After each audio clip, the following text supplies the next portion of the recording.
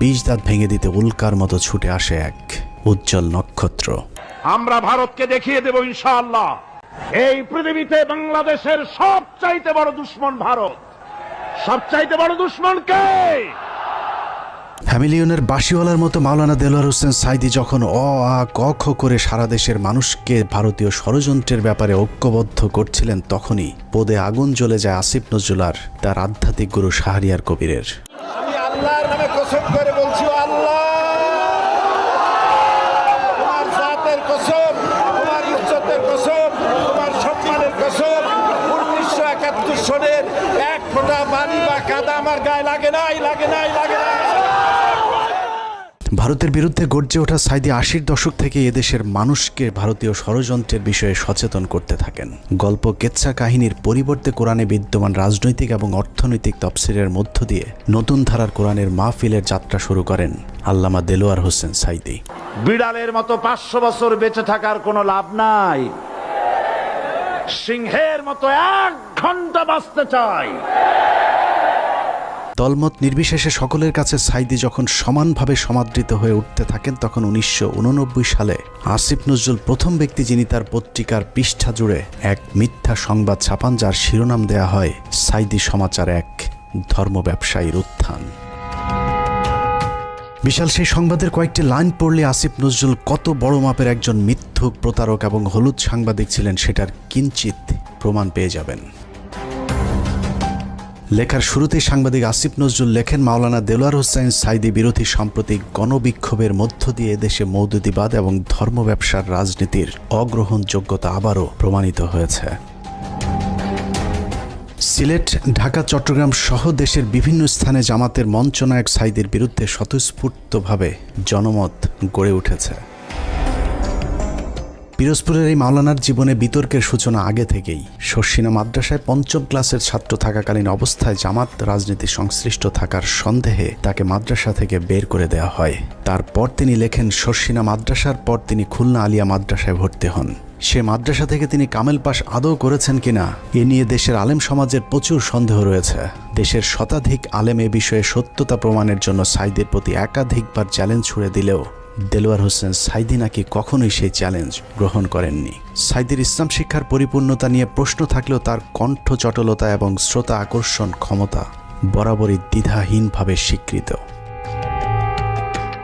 বিভিন্ন টকশোতে ব্যক্তিগত আক্রমণ করার বিরুদ্ধে সবক দেয়া আসিফ নজরুল তার সেই লেখায় দেলোয়ার হোসেন সাঈদীকে চরমভাবে ব্যক্তিগতভাবে আক্রমণ করেছিলেন। তিনি লিখেছেন, বিভিন্ন সূত্রের দেয়া তথ্য অনুযায়ী স্বাধীনতা যুদ্ধের আগেই কণ্ঠ সম্পদকে অবলম্বন করে সাঈদী পিরোজপুরের গড়ের হাটে সুর করে আতর, তসবিহ, ধর্মীয় পুস্তক বিক্রি করে জীবিকা নির্বাহ করতেন।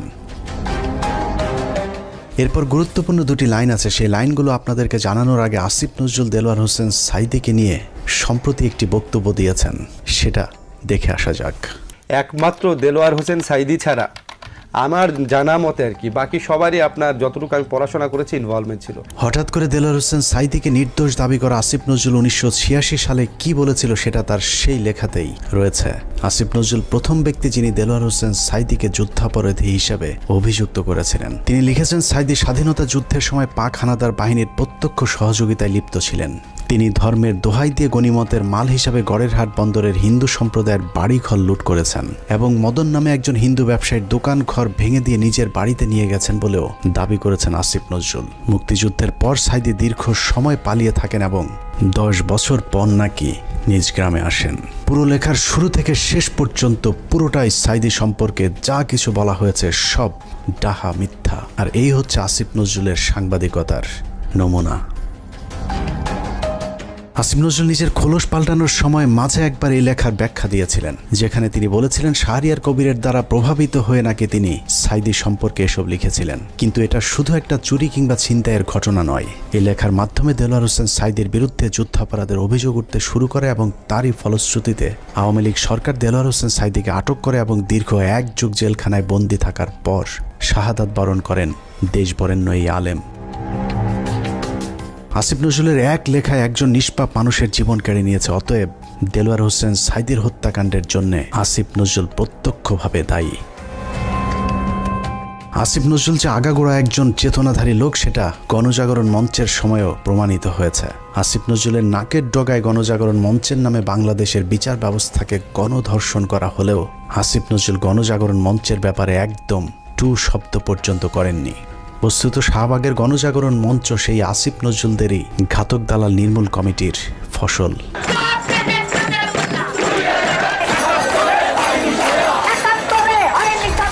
আসিফ নজরুলের কাঁধে দেয়া ভারতীয় ষড়যন্ত্রের প্রথম অ্যাসাইনমেন্ট শেষ হয়েছে। আসিফ নজরুল নিজেকে পাল্টে এখন ভারত বিরোধী আর আওয়ামী বিরোধী প্রমাণের চেষ্টা করে যাচ্ছেন। মাঝে হজ করে এসেছেন, রোজাও রাখেন, রোজার মাঝে পরকিয়া করতে গিয়ে কাপড়ও নষ্ট করেন। এখন তুমি বাসায় একা একা বসে আছো, কেউ যত্ন নিচ্ছে? সব নিয়ে কিছু না, আমি খালি শুয়ে ঘুমাচ্ছি, শুয়ে আছে। চলে আসো না কেন, দেখে যাও আমাকে। হ্যাঁ, আমাকে দেখে যাও। আমিও তো চাই। জ্বর আক্রান্ত অবস্থায় পড়ে আছো এখন। আমি আসলে ইয়ে তো কেউ থাকে না কেন তোমার পাশে এখন? আসো, এসে দেখে যাও আমাকে। আসতে চাই। তোমাকেই সবচেয়ে দেখতেছিলাম। জান, আমার বউ কেন রাগ করছে আমার সাথে? এত শ্রদ্ধা সম্মান নিয়ে কথা বলতো কেমন লাগে বলো, নাহলে তো আমি এখনই আসতাম। চলে আসো, এখন তো আসবে না বাসায়। তোমার গাড়ি নাই? না, জানি না, এগুলো আসো না। কেউ আসবে না, যখন বাসার মধ্যে একটু জানলেই লাগবে আসতে। আচ্ছা ঠিক আছে। এখন আসলে আমার আর রোজা থাকবে না। আরেকজনের বউয়ের জ্বরে সেবার হাত বাড়িয়ে দেওয়া সমাজসেবক আসিফ নজরুল যে এখনো ভারতীয় জ্বর, চলুন তার আরও প্রমাণ দেখা যাক। রমনা বটমূল সারা দেশে সিরিজ বোমা হামলা, নারায়ণগঞ্জ গ্রেনেড হামলা থেকে শুরু করে বাংলাদেশে ভারতীয় গোয়েন্দা সংস্থার যে কটি বড় চক্রান্ত হয়েছে তার মধ্যে একটি 21শে আগস্ট গ্রেনেড হামলা। কতটা সূক্ষ্মভাবে 21শে আগস্টের ঘটনা ঘটিয়েছে তা নিয়ে আমাদের একটি অনুসন্ধান চলছে, যা কিছুদিনের মধ্যেই প্রকাশ করা হবে। সম্প্রতি 21শে আগস্টের মামলা থেকে তারেক রহমান সহ বিএনপির সব আসামিদেরকে অব্যাহতি দেওয়া হয়েছে। তার মানে বিএনপি এই ঘটনার সাথে জড়িত নয়। অথচ এই আসিফ নজরুলই স্বভাব সুলভ জোরালো ভঙ্গিতে বলেছিলেন 21শে আগস্ট গ্রেনেড হামলার জন্য দায়ী বিএনপি এবং ওই ঘটনাটি ধামাচাপা দেওয়ার জন্যও নাকি বিএনপি চেষ্টা করেছিল। বিএনপি কি এই হত্যার ঘটনা 21শে আগস্ট আক্রমণের ঘটনা ধামাচাপা দিতে চেয়েছে? অবশ্যই চেয়েছে। তারা জঘন্য রকম ভাবে ধামাচাপা দিতে চেয়েছে, হাস্যকর ভাবে ধামাচাপা দিতে চেয়েছে। এখন প্রশ্ন হলো আসিফ নজরুলের বক্তব্য কোনটা সঠিক? বিএনপি দোষী নাকি বিএনপি নির্দোষ?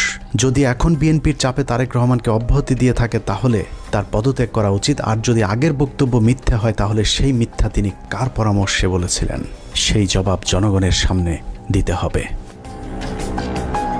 আসলে আসিফ নজরুল আগে